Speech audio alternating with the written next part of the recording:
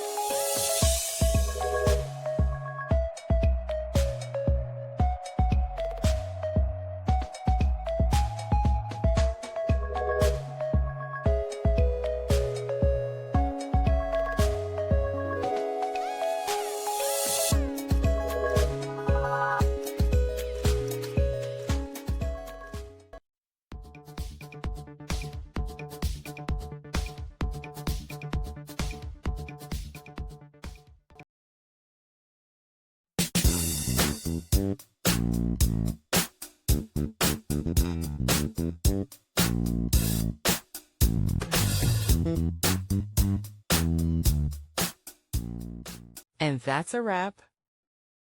I hope you found the answer you were looking for. If you did, take a second to hit that subscribe button. It really helps out. And let me know in the comments which solution worked best for you. See you next time in the debug zone.